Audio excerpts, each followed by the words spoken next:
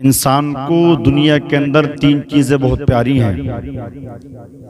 एक जान, एक माल, एक अपनी औलाद। इंसान इन तीन चीजों से बेपनाह मोहब्बत करता है।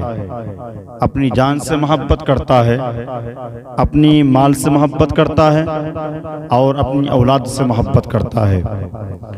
अपनी जान को बचाने के लिए इंसान अपनी ज़मीनों जायदाद को बेचने तैयार हो जाता है और इस माल की खातिर इंसान अपनी औलाद, अपने ख़ानदान वालों से दूर हो जाता है और इस माल को कमाने के लिए इंसान न हलाल को देखता न हराम को देखता है, बल्कि यही तमन्ना करता है कि मुझे किसी भी तरीके से ये माल हासिल हो जाए।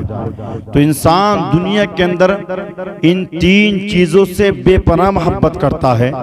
एक जान से मोहब्बत करता है, एक माल से मोहब्बत करता है, एक अपनी औलाद से मोहब्बत करता है।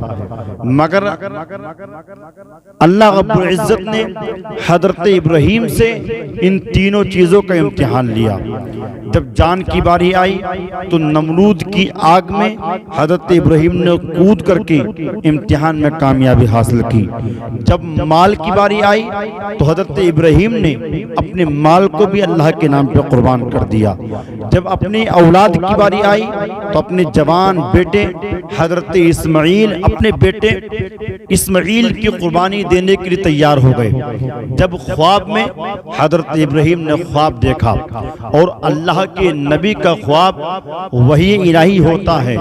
ख्वाब में देखा कि ख्वाब में बिशारत दी, इब्राहीम हमारी बारगाह में कुछ कुर्बान करो, तो हजरत इब्राहीम ने 100 ऊंट कुर्बान किए।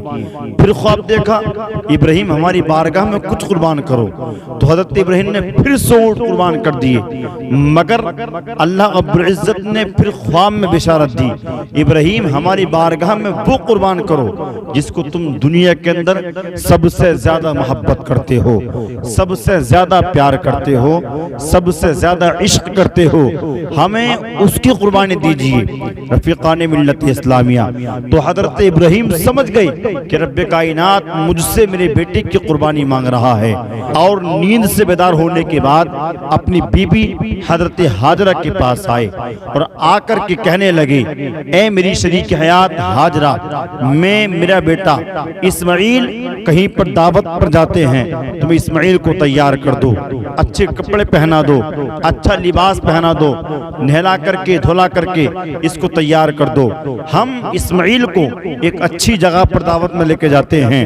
हजरत इब्राहीम ने इतना कहा अपनी बीबी से, हजरत हाजरा ने हजरत इस्माइल को तैयार कर दिया।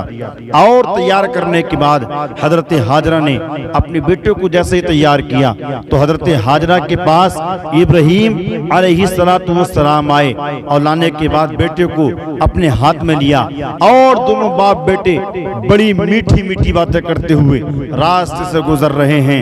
हजरत इब्राहीम खलीलुल्लाह हैं, हजरत इस्माइल ज़बीहुल्लाह हैं, ये दोनों बाप बेटे हैं, मोहब्बत से बातें कर रहे हैं और मोहब्बत से बातें करते हुए गुजर रहे हैं। रास्ते में शैतान मिला है, इंसानी शक्ल में शैतान मिला। ये हजरत इब्राहीम से कहा, ऐ इब्राहीम तुम क्या करने के लिए जा रहे हो?